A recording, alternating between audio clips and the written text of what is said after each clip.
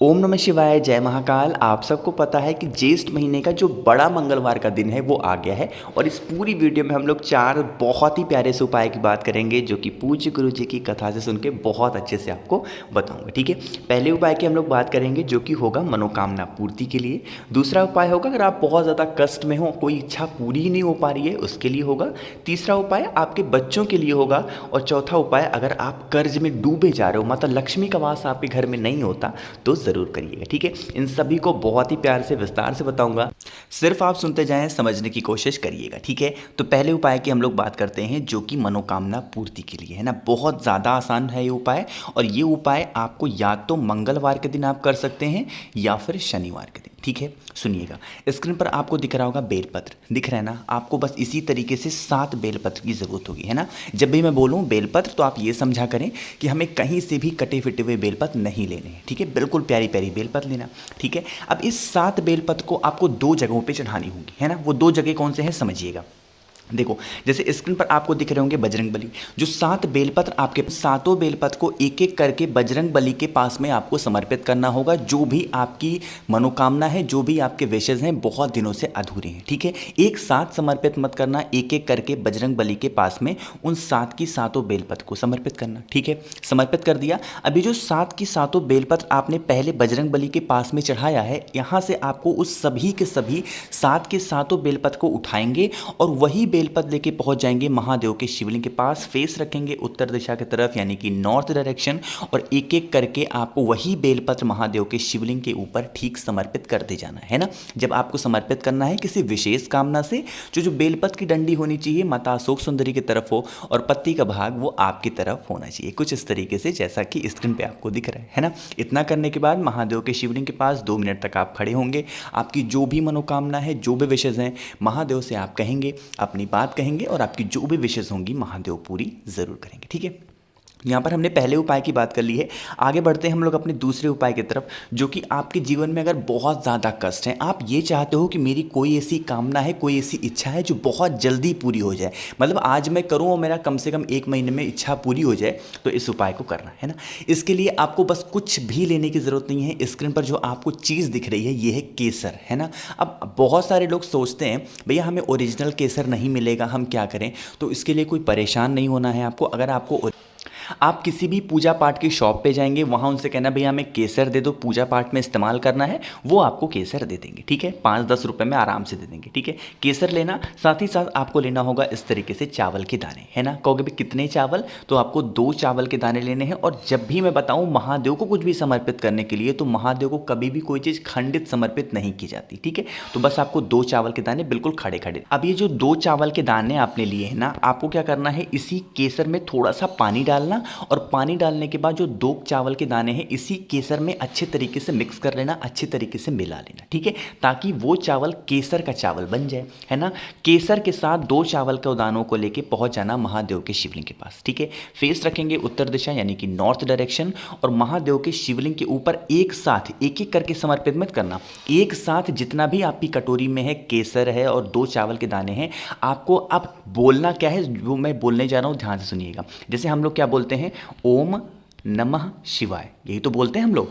लेकिन इस उपाय को करते टाइम आपको यह मंत्र को उल्टा बोलना होगा। कहने का मतलब, पहले आपको बोलना होगा शिवाय, फिर आपको बोलना होगा नमः, फिर तीसरी बार आपको बोलना होगा ओम, यानी कि शिवाय नमः ओम का स्मरण करते हुए, उच्चारण करते हुए पूरा का पूरा केसर का जो पानी है, जल है, 2 चावल के दाने के साथ महादेव के शिवलिंग के ऊपर समर्पित कर देना। महादेव इससे बहुत खुश होते हैं और आपकी जो भी कष्ट होते हैं, जो भी व्यथा होती है, महादेव दूर ज़रूर करते हैं। ठीक है, 2 उपाय सबसे ज़्यादा आसान थे। मुझे पूरी उम्मीद है कि आपको वीडियो पसंद आ रही हो। ठीक है, चलो तीसरे उपाय हम लोग बात करते हैं जो कि आपके बच्चों के लिए है। इससे आसान उपाय आपके बच्चों के लिए कुछ भी हो ही नहीं सकता। कैसे करना है, लेकिन उससे पहले वीडियो को कर दीजिए लाइक। आवाज़ मेरी जो भी लोग पहली बार सुन रहे हैं, चैनल को सब्सक्राइब करिएगा, है ना। देखो स्क्रीन पर आपको एक बच्चा दिख रहा होगा जो कि पढ़ रहा है ना। बहुत सारे माँ बाप परेशान रहते हैं, भैया हमारा बच्चा पढ़ता ही नहीं है, दिन भर फ़ोन चलाता है। अगर गलती से भी वो पढ़ने के लिए बैठ जाए तो 2 से 4 मिनट बैठता है, फिर उसका मन जो है फ़ोन में लग जाता है। अगर ऐसी सिचुएशन आपके घर में है, तो जब भी आपका बच्चा पढ़ने के लिए जाए, जब भी जाए, आप उसको चाहे ज़बरदस्ती भेजते हो, चाहे वो अपने मन से जाता हो, तो आपको उससे 5 बार एक मंत्र बुलवा करके उसके बाद पढ़ने के लिए बैठना है। ठीक है, वो कौन सा मंत्र है, ओम सरस्वते नमः। कौन सा मंत्र है? ओम सरस्वते नमः। इस मंत्र का 5 बार उच्चारण करने के बाद जो भी बच्चा पढ़ने के लिए बैठेगा उसका दिमाग बिल्कुल कंसंट्रेट रहेगा, एक ही चीज़ पे फोकस करेगा और आराम से पढ़ पाएगा, उसका दिमाग इधर उधर भटकेगा नहीं। मंत्र याद रखना, ओम सरस्वते नमः। ऐसा नहीं कि इस उपाय को ये कोई उपाय तो है नहीं, ऐसा नहीं कि सिर्फ आपको ये मंगलवार के दिन करना है, सोमवार के दिन नहीं। जब भी आपका बच्चा पढ़ने के लिए बैठे या पढ़ने के लिए जा रहा हो तो उसके मुख से 5 बार बुलवा देना, ओम सरस्वते नमः। वो बच्चा हमेशा ध्यान लगा करके ही पढ़ाई करेगा। ठीक है, बहुत ही आसान सा ही काम था, सभी लोग अपने बच्चे के साथ इस काम को ज़रूर कराया करिए। चलो, 3 उपाय की हमने बात कर ली जो कि बहुत ज़्यादा आसान थे। आगे बढ़ते हैं हम लोग चौथे उपाय की तरफ, जो कि कर्ज मुक्ति का उपाय है ना।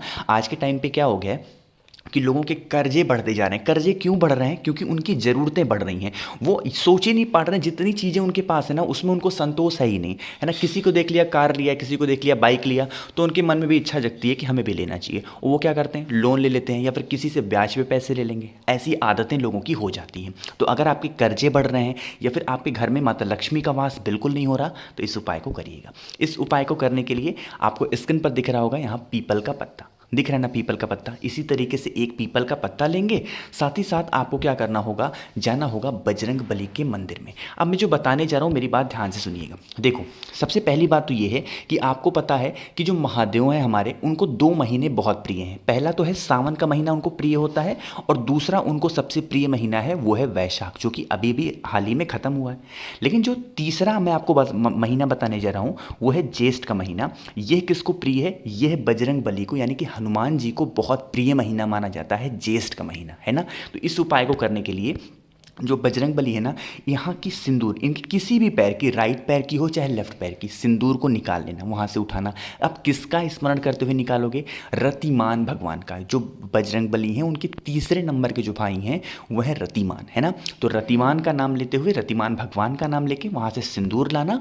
जो भी व्यक्ति आपका पैसा वापस नहीं कर रहा, जो भी व्यक्ति है, जैसे मैं एक एग्जाम्पल मान रहा हूँ कि जैसे मान लो किसी इंसान का नाम अशोक है ना, मैं एग्जाम्पल ले रहा हूँ, जिसका नाम अशोक होगा बुरा मत मानना, मैं एक एग्जाम्पल लेके बता रहा हूँ। मान लेते हैं किसी का नाम अशोक है, तो क्या करेंगे, आप इस पत्ते पर लिखेंगे अशोक। क्या लिखेंगे? अशोक। और इस तरीके से पत्ते को लिख करके आपको कहाँ जाना होगा? आपके घर के आसपास कहीं पर भी कोई नदी हो, तालाब हो, सरोवर हो, कुआं हो, बावड़ी हो, वहाँ पर जाएंगे और उस पत्ते को रतिमान भगवान का नाम लेकर के विसर्जन कर देंगे। ठीक है, विसर्जन करने के बाद हाथ जोड़ के प्रार्थना करेंगे कि ये व्यक्ति है हमारा पैसा वापस नहीं कर रहा, या फिर इस व्यक्ति की वजह से हम कर्जे में डूबे जा रहे हैं, किसी भी तरीके से हमारी ये समस्या आप दूर कर दें ना। इस तरीके से प्रार्थना करना। यही कहेंगे भैया हमारे घर के पास कोई भी नदी तालाब नहीं है, हम क्या करें, हम तो बहुत परेशान रहते हैं। तो अगर ऐसी सिचुएशन है तो आपके घर के आसपास कोई सा भी हरा पेड़, सूखा पेड़ नहीं, कोई सा भी हरा पेड़ हो तो उस पत्ते पर नाम लिख के उस हरे पेड़ के नीचे रखाएं। सेम प्रार्थना करेंगे कि हमारे घर, मतलब हम बहुत परेशान हैं, इस व्यक्ति की वजह से हमारा पैसा वापस नहीं कर रहा, किसी भी तरीके से हमारा पैसा वापस कराते, है ना। इस तरीके से प्रार्थना करेंगे। बस नाम याद रखना, कौन सा नाम लेना होगा? रतिमान भगवान का नाम लेके आपको वह पत्ता चाहे नदी में या फिर किसी पेड़ के नीचे रखना होगा। ठीक, बात है समझ में। 4 सबसे प्यारे उपाय की बात की है मैंने, जो कि आपको ज़रूर करने चाहिए अपने अकॉर्डिंग, अपने ज़रूरत के हिसाब से आप इन उपाय को ज़रूर करना। तो अगर कुछ पूछना हो, किसी भी उपाय में कोई डाउट लगता है आपको, तो नीचे कमेंट में मुझसे पूछ सकते हैं। मुझसे फ़ोन पे बातें करनी है तो इंस्टाग्राम पे फॉलो करें the natural planet 108। Video like ज़रूर कर दीजिए, और हाँ, जो भी लोग मेरी आवाज़ पहली बार सुन रहे हैं चैनल को सब्सक्राइब करिएगा। ओम नमः शिवाय, जय महाकाल।